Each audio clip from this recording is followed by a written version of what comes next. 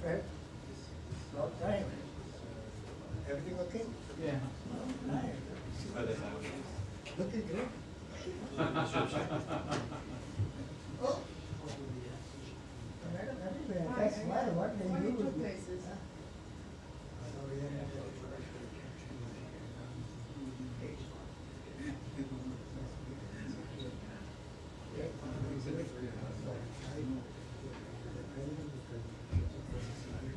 Okay, I will do that. Thanks so much. Cheers. Bye. Hey everyone, we're going to start at 2:15 today. 2:15. Thanks. Thank you, madam. Have a good day.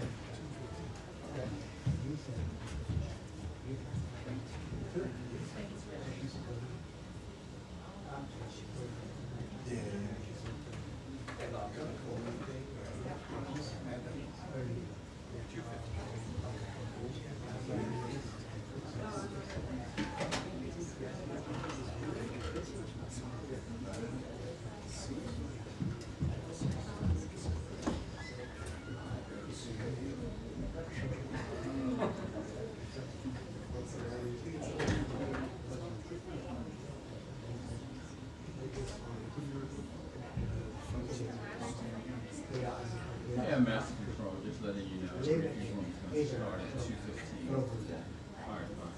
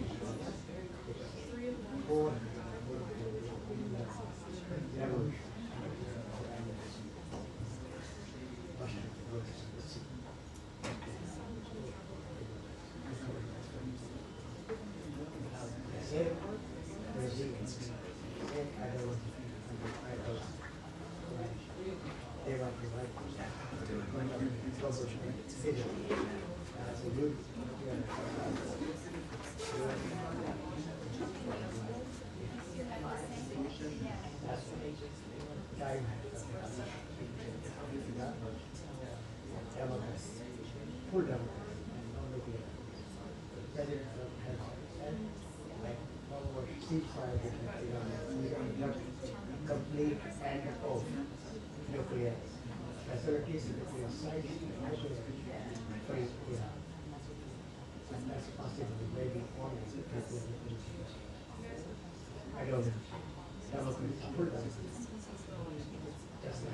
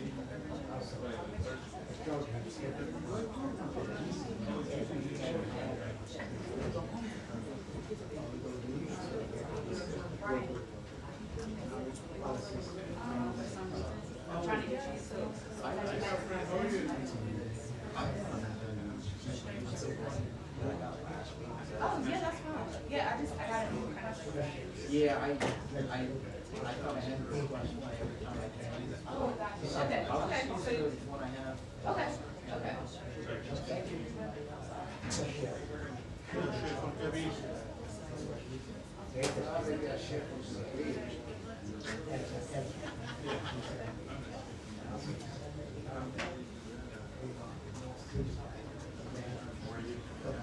And nuclear.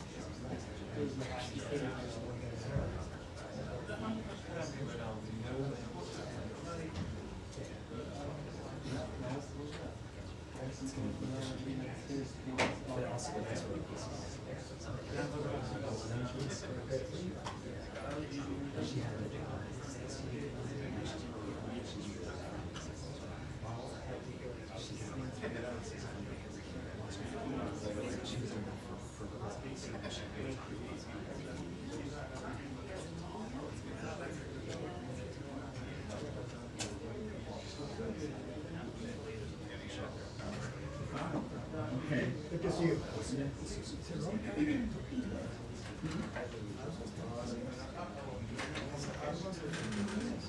Oh. Yes. Oh, right. I'm thinking of maybe Look at it, year after year. so, oh, I'm getting old. That's what happens. Yeah. How we eating, Oh, right. sleeping, Right. how we behave. That's what comes. And then you do all the fruit that you which is a good thing. And look, Yeah. sometimes I don't think, naturally, when I walk alone, Yeah. my party, walk over down that hip. So, See you. yeah. Okay. Thank you.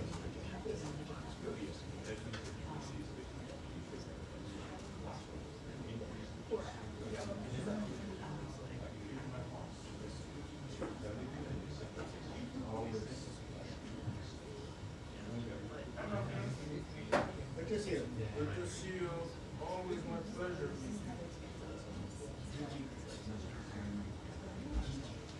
That's easy.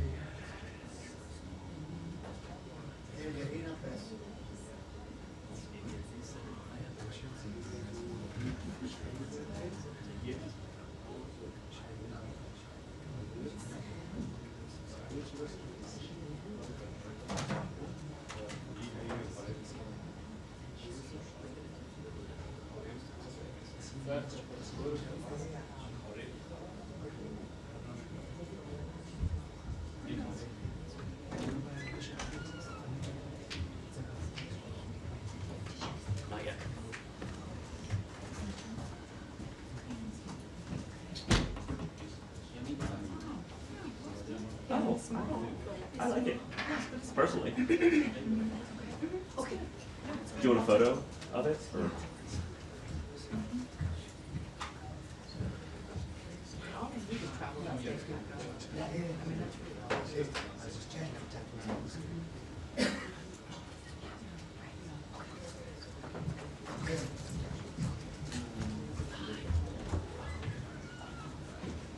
James Junior, right? Don't worry. I was gonna say, I knew you. It's really good to see you. You're just back for the week. That's right, you're Malaysia. Yeah, thanks. That's the one. Thank you very much. Say again. So if they thought about it, I don't know if they decided one way or the other. Yeah. Rollins. Nice. From the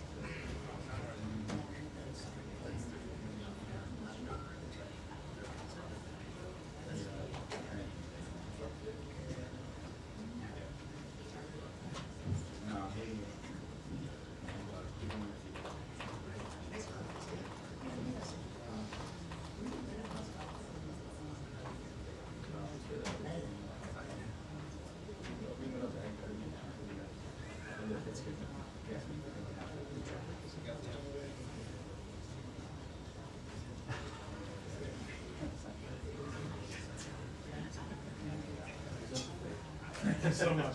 Appreciate it.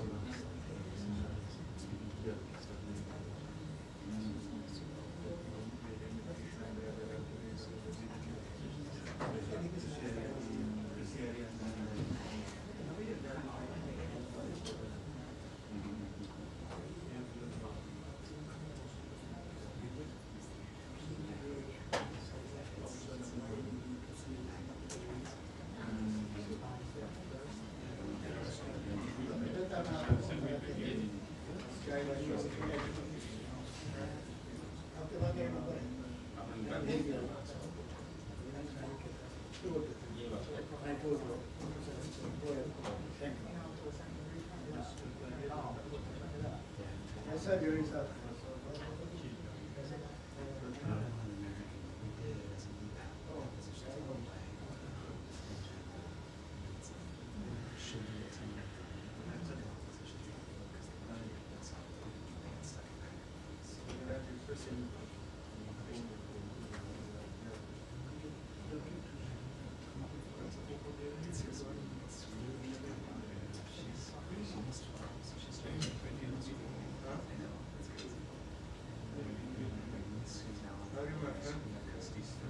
How about you?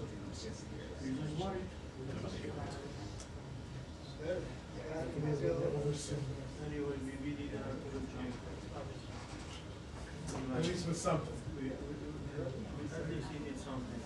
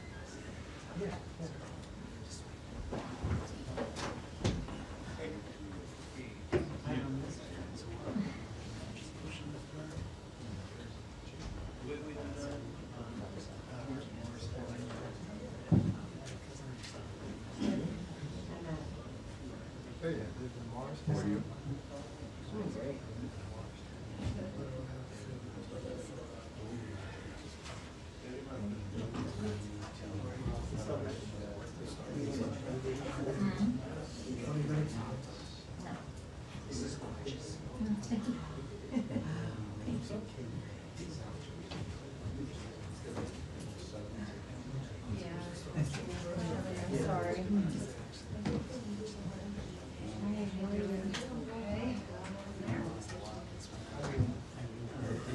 ABC is here today too. Zooming.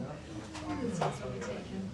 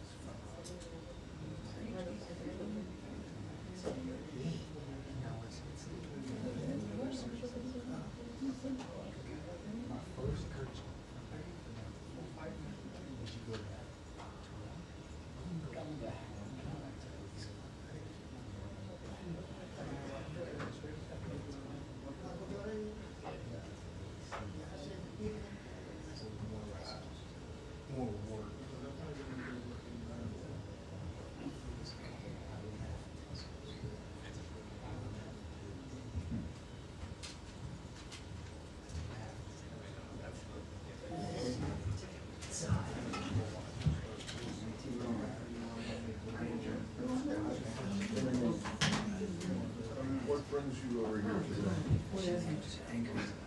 Go ahead.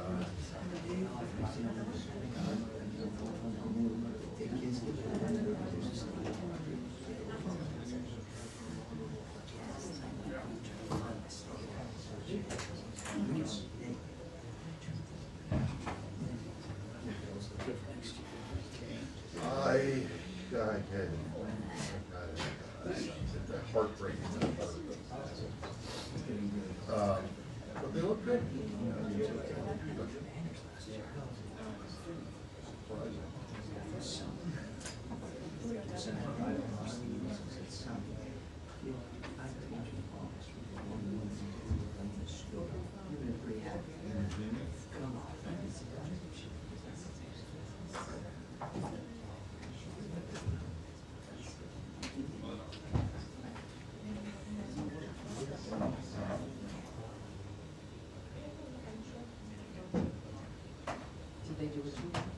Yes.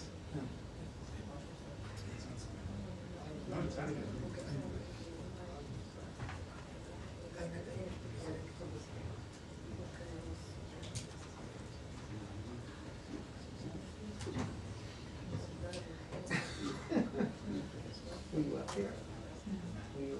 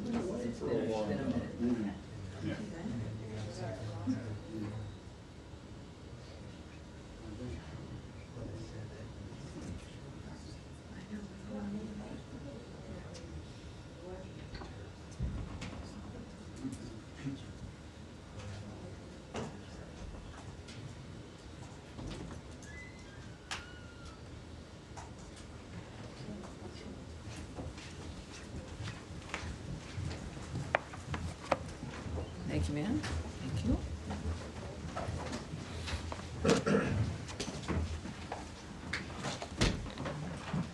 Hi, everyone. Hi. Welcome back. Appreciate you being here. Thank you.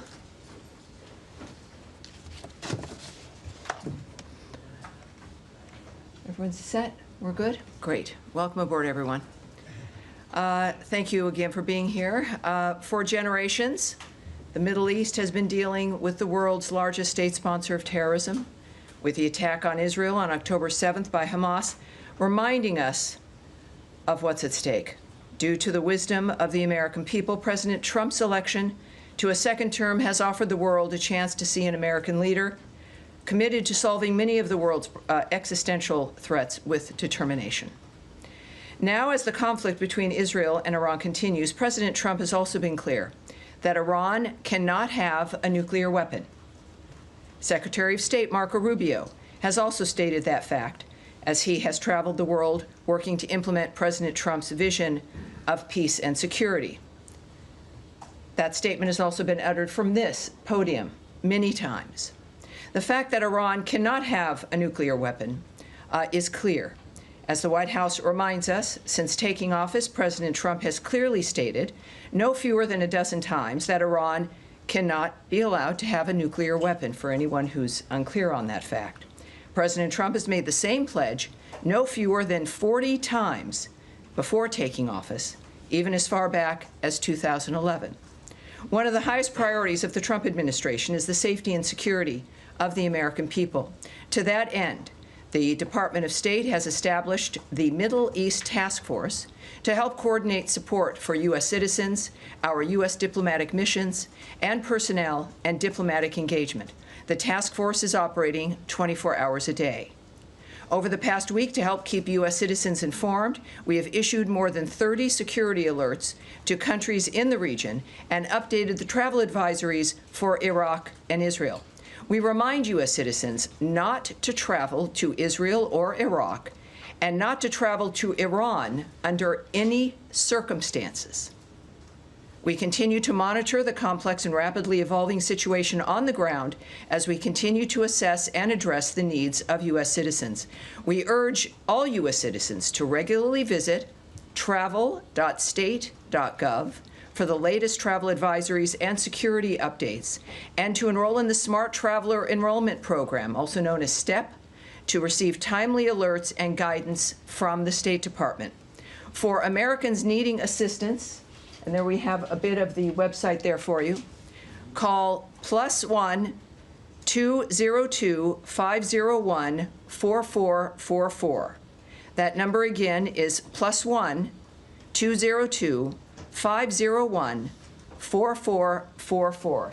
If you're on that website, you can also click on that red box. It will take you to a page where you can search for the embassy of your interest, where you are, where you would like to connect to be able to get help from the embassy in the country where you are. And of course, the number's there as well for your closest U.S. embassy. I also want to add a couple other things here as we're dealing with this. It is certainly a rapidly evolving dynamic, but to conclude the topper here today, I want to recognize the State Department and other U.S. government teams around the world working under threat on behalf of the American people, particularly those in Israel and Ukraine, who spent another night sheltering in bunkers as they came under attack. Our priority is the safety of Americans overseas and here at home. It is the priority of Secretary Marco Rubio. It is the priority of everyone who works in this building, and the thousands of American citizens who work anonymously and whom you will never see, who are working in embassies and consulates around the world and working with those local nations to be there for American citizens and to help facilitate American diplomacy. Our priority is the safety of Americans, yes, here at home, but also overseas.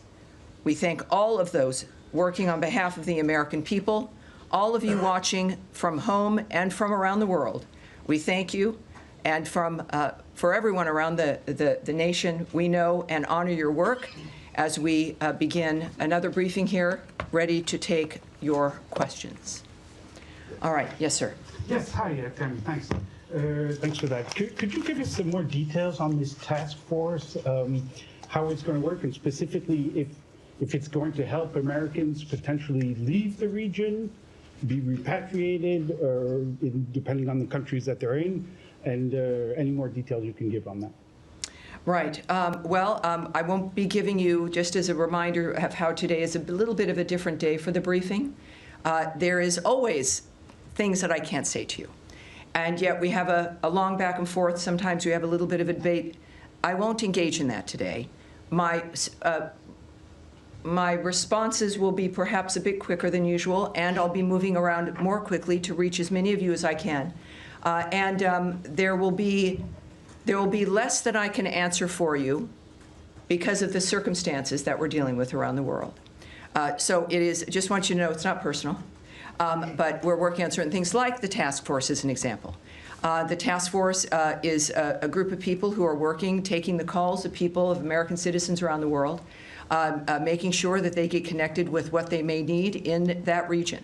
I won't go into the details of all that the task forces do, of course, but it's about information, making sure people here at the State Department and people that we get the information we need, but also people around the world, American citizens, get directed to the information that they may need as well. So I'll leave it at that, but this is something that the State Department does when there's a situation that requires it, and this is one of those times. Tammy, I'm sorry, could I just ask Sure, about the Matt, phone sure, number? of course. That phone number that you get, if you call that number, which I can do right now, who do you get? You get an individual who is... Task force, or? No, you don't get the task force. Oh. That phone number is a general phone number. The task force is busy, but it is a separate unit that is established to take the calls to assist American citizens who call to the embassies. Particularly, you're going to be referred to embassies who can help you get what it is you need. So good question. Thank you, sir. All right. Yes, Andrea. Just a quick question. There's some specific consular needs. One in particular that I'm aware of, and there may be more than one, is an American citizen in Iran, where there is no embassy, no consulate. Mm-hmm. Would that be the Swiss protectorate? Would there be other options? Is consular affairs give any advice as to what to do about Americans right now stuck in... I can't speak to any advice or information regarding individuals in Iran at this point.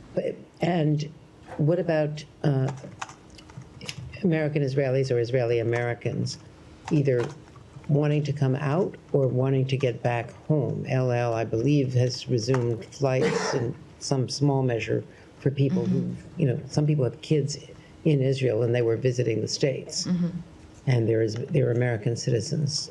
Is there anything that they can do? Where should they call this number?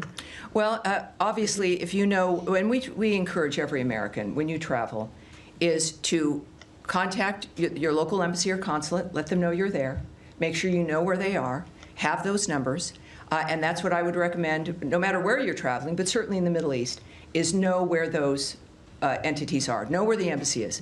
So if you're in Israel, obviously it's Tel Aviv or it's Jerusalem. Are they open? Well, they will answer their phone.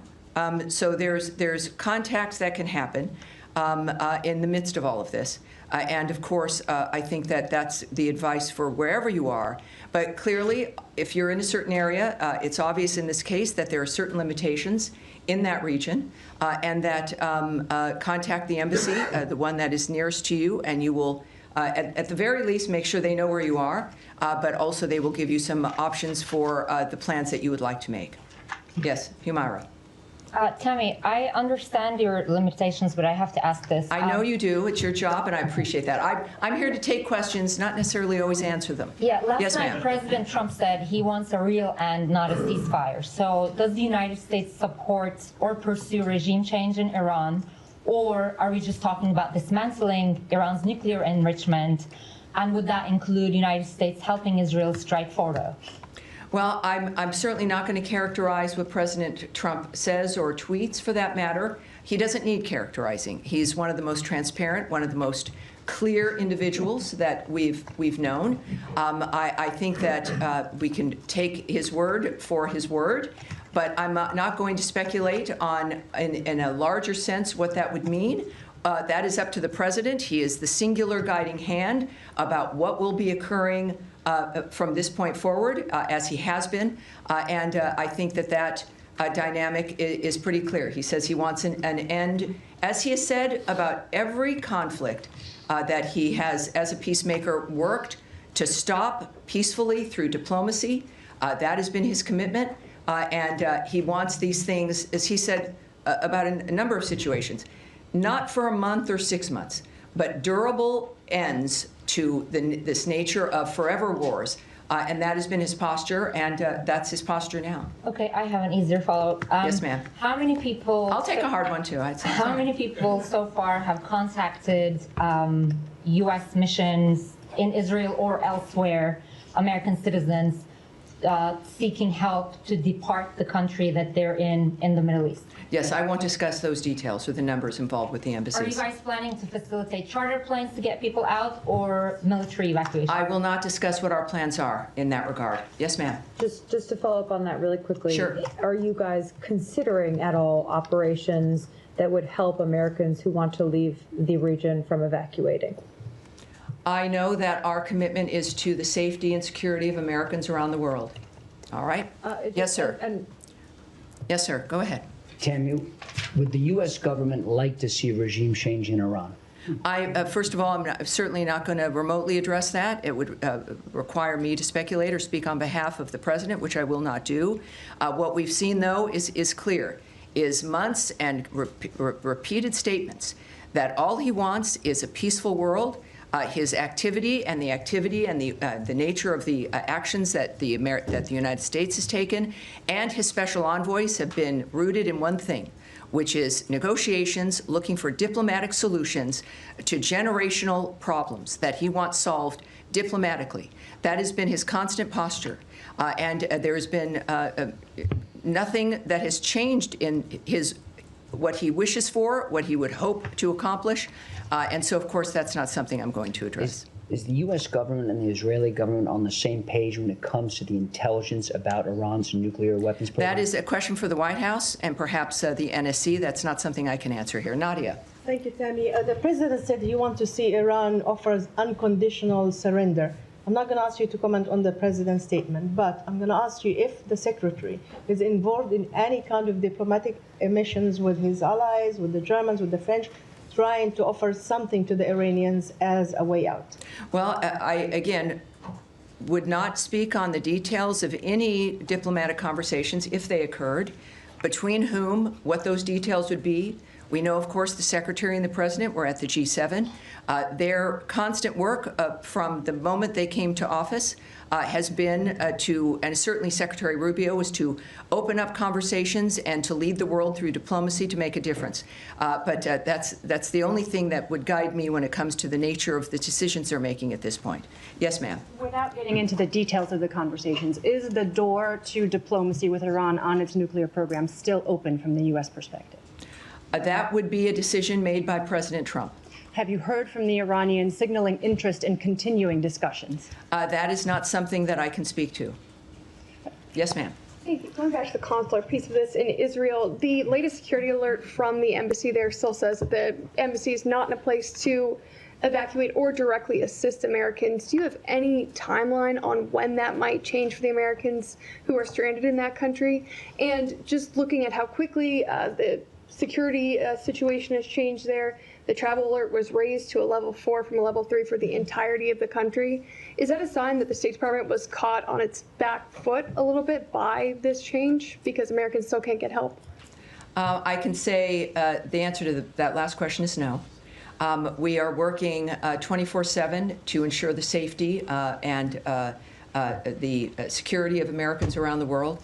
I can say that the Department of State is always planning for contingencies to assist private U.S. citizens' departure from crisis areas, and we will alert the U.S. citizenry community if there is and when there is additional information to share regarding their options during any crisis, but certainly this one as well.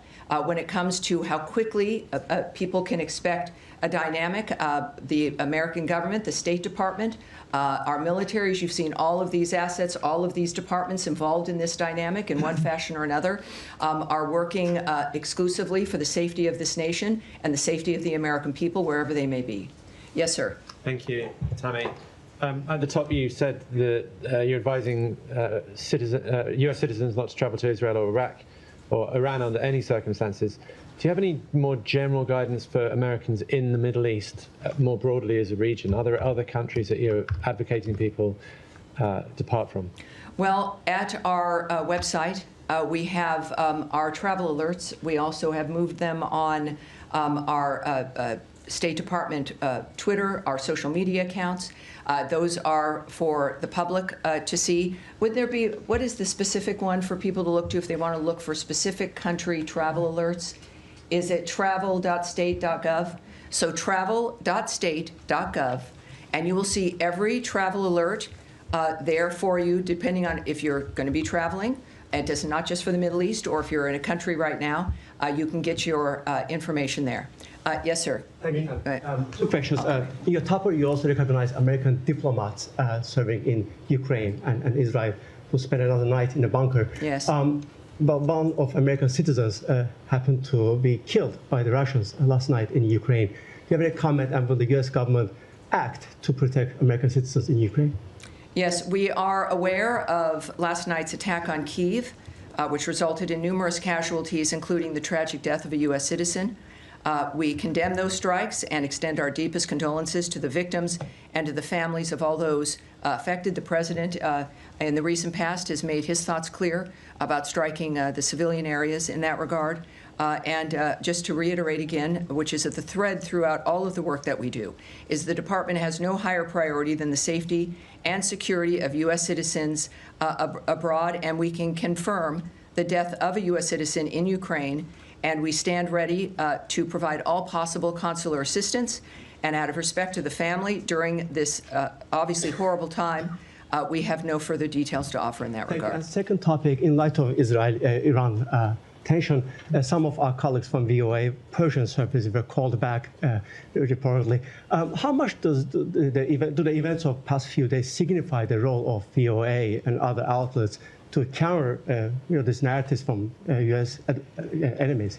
Yes, I'm not going to go into the details of what we're doing when it comes to communications into that region or into specific countries. Yes, sir. Thank you, Tammy. Two Iran-related topics. Number one, the administration kind of kept this conflict between Israel and Iran at arm's length over the first few days. And now, since last night and especially into today, we're hearing the president say, we more. We have control over the skies. We know where the supreme leader is.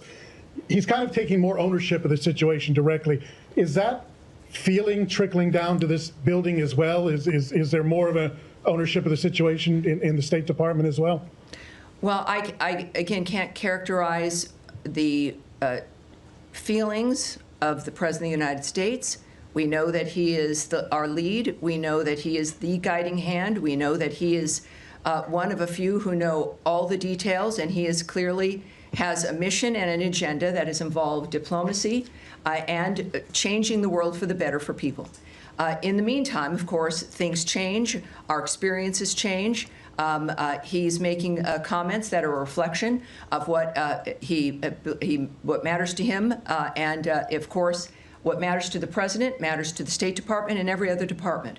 I think that it is fair to say that his leadership and his re-election to the second term was because people here in the United States were tired of the status quo. And what the world has seen is a peacemaker and someone who can make a difference, and that's what they're looking forward to. Final question. Can I get in one more? One more. There's no special envoy for Iran. Several key locations in the Middle East don't have a confirmed ambassador. We speak often about the day after situation in Gaza. What about the day after situation in Iran? Is the State Department ready for it? Well, the State Department and the Trump administration, while you may not see things immediately, just because it's not maybe in the news or you're not present for things that occur, doesn't mean they're not occurring. I would remind everyone that the State Department, as I've found out, is sort of like the military. It's 24/7. It is not something that is a basic 8 to 5 dynamic. And it's because people are working around the world constantly. It is literally their mission. Personally, their work is what they do and are committed to. So while you may see a certain thing in a static framework, it doesn't mean that we have not worked on that or are not working on that or that things will begin to happen. So it's just a reminder that it's not about the day after. We are working before, during, and after. It is the anticipation of people with history and an experience when it comes to the history, not just of a building and of a department of the United States, but the history of people working on diplomatic issues throughout the world. And they work for this department. They are committed to those issues, and that is what makes the State Department so effective, in addition to the leadership that is afforded by Marco Rubio, as guided by Donald Trump. Yes, sir, you've been waiting. Tammy, the NATO summit is in The Hague next week. Yes. President Trump and Secretary Rubio came back early from the G7 summit because of the nature of what's going on in the Middle East. If this situation is still unfolding next week, should we expect some kind of changes to the delegation, changes to travel? Should we be anticipating that if the situation is still ongoing? You know, I can't tell you if anything will change. I know it has not so far. But as we have experienced from day to day or even sometimes hour to hour, things do change. This is a very dynamic event. We've all had our special situations that we're interested in, and we all want diplomacy to work, and we've been cheering on summits and ceasefire discussions, et cetera. This is something that is moving, as things tend to, very rapidly. So I would say that anything is possible, but at this point in time, that is still certainly on the books. But that's going to be obviously that's a presidential trip. That's going to be up to the White House, and I'm sure will be affected by their decision-making based on what they see. Yes, sir. Thanks, Tammy. 2 questions, please. First of all... Can you tell me, sir? Yeah, Alan Fisher from Al Jazeera English. Very good. How do you do? Fine, thank you. The U.S. intelligence assessment on March 26 was that Iran was not working towards a nuclear bomb. What's changed? That the U.S. position seems to be that it was very close. Well, again, I can't speak to intelligence assessments, what may or may not have changed, or to the fact that it is President Trump and his team who are seeing things that matter when it comes to the decision-making, and I think that that's what's happened here. Second question is, if the president in his first term was willing to give the Taliban 18 months to come up with a deal, why was there only 60 days given to the Iranians to discuss something which is much more complicated? Again, I'm not going to discuss the details of the decisions made by the president. Andrea? No, I'm just saying that was Tulsi Gabbard's testimony in open session to the committees. Well, yes, and as I've noted, today is not that day. Next, yes? Yes, sir. Tie in the white shirt. Thank Is that you just suggesting that Andrea, we're moving on, changed? please. Let's please I'm just be trying to able get to a manage this. clarification. Sir, in the back there. Thank you, Tammy. My question is, the other week we were talking about the negotiations between Iran and the U.S., and the president was very optimistic about it. And now drastically everything has changed, and we are talking almost about a full-scale war between Israel and Iran. How do you name the procedure right now? Has the negotiations failed, or how can we name it? My second question will be, the Iranian state TV has been targeted by the Israeli Air Force. How do you see that? Do you see a state TV channel as a legitimate target? Well, you'd have to ask Israel about their decisions when it comes to the choices with what they strike and what they don't.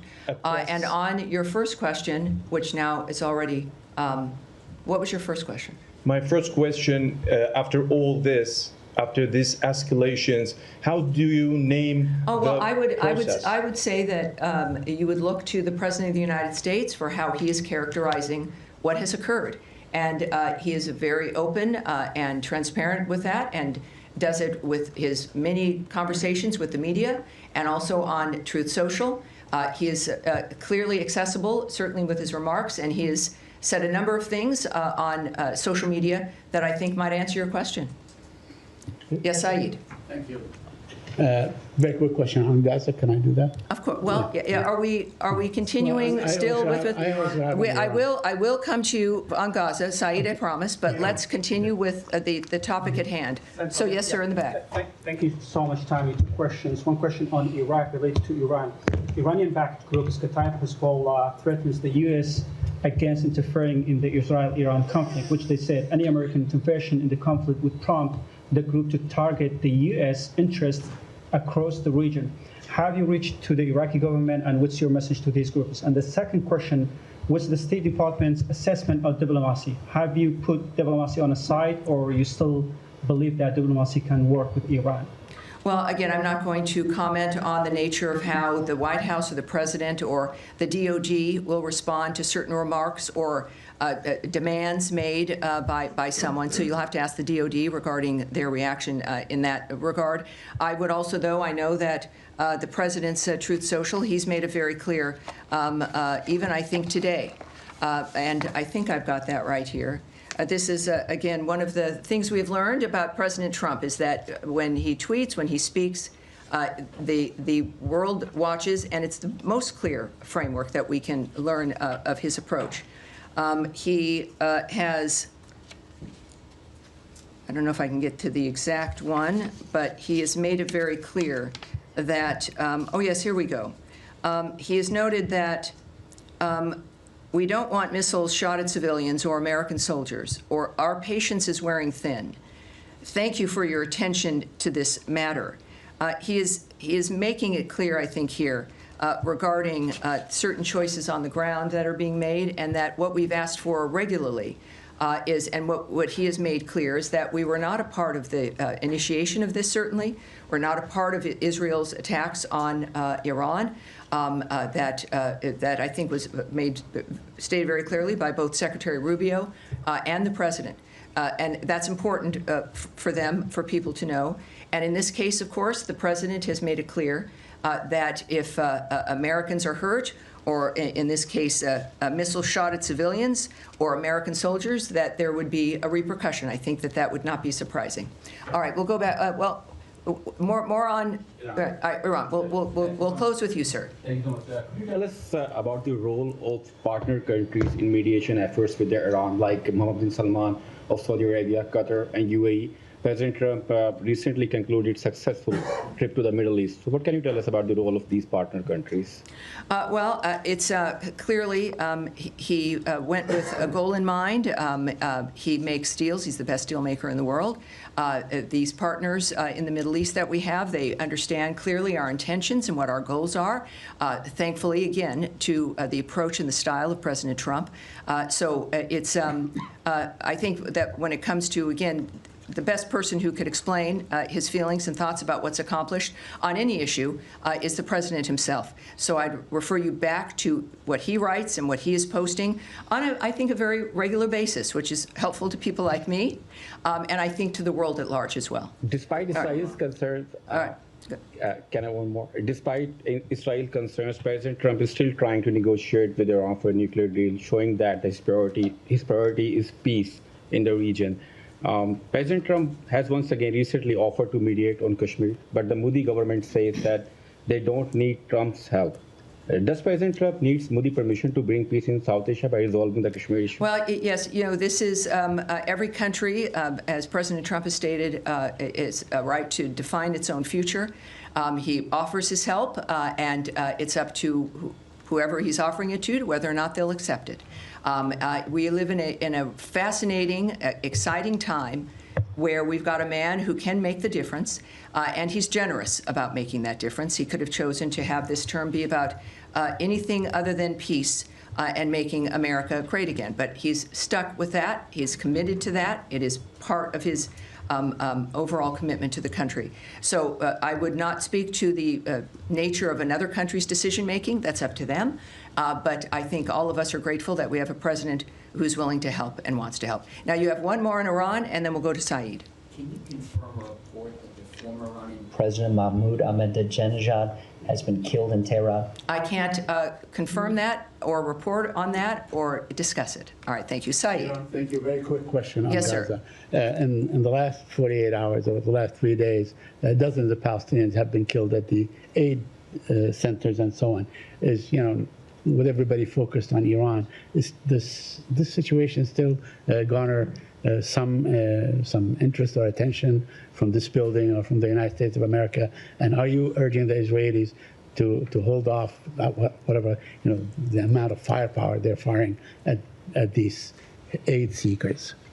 Well, we of course are always saddened to hear reports about any mass casualty situation or shootings.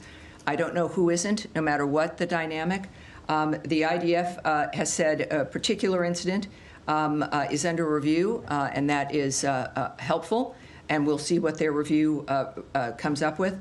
In the meantime, I think it is important also when it comes to the nature of the efforts to get aid and food to the Gazans. We now can report that the Gaza Humanitarian Foundation now is working at 4 distribution sites and has distributed nearly 26 million meals to date. So it is, again, a conversation about whether or not the State Department cares. Every day there's a demonstration. And when we think about the State Department, it's people. It's people who've committed their lives to a diplomatic life, to a life of foreign service, to a political life, to try to make the difference for the world. So we see that manifesting here.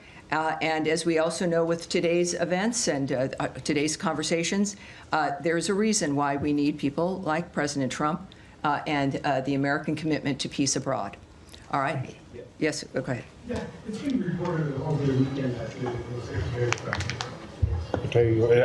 president would expand the travel ban to 36 other countries. A lot of them, from what I understand, are in Africa. There's already 19 countries that are affected by the travel ban to a different extent.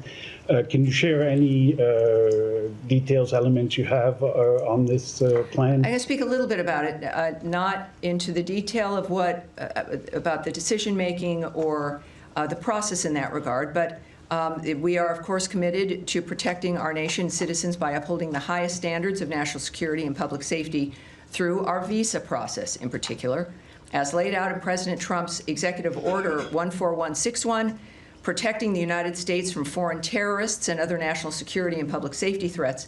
The visa adjudication process has got to ensure that U.S.-bound foreign travelers do not pose a threat to the national security and public safety of the United States.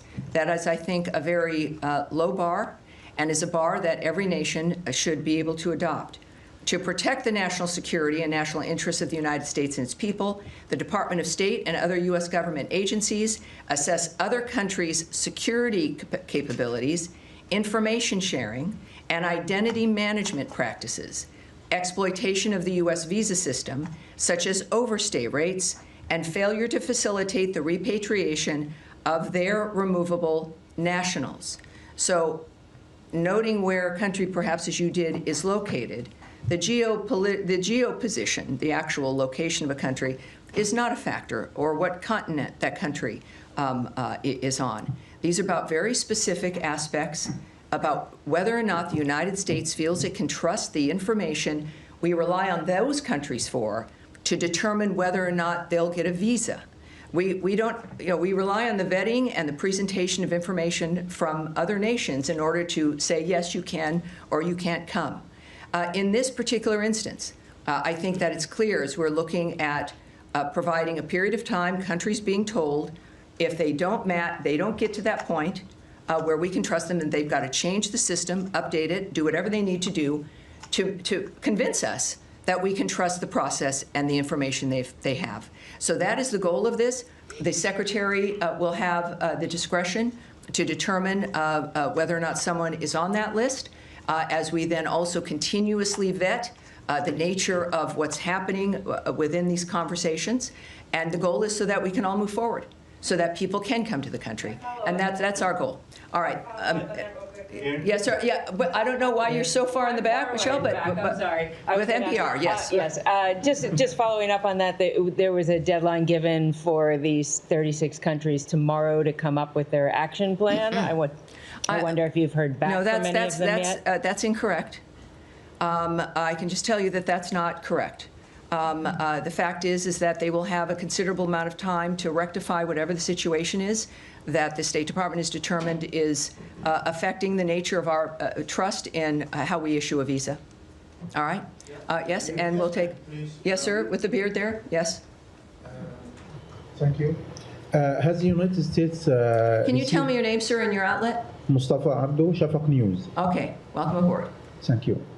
Has the United States received any official request from Baghdad to help prevent Israeli overflights in Iraqi airspace? And what is Washington's response to such a request? Again, you would need to speak to the Department of Defense and the White House regarding that. I won't speak to the details of conversations, certainly about anything of that matter involving any country. And I think that will be it for today. As we return, thank you all for your patience, and I expect to see you again later in the week. Thank you very much, everyone. Thank you. Thank you. Appreciate it.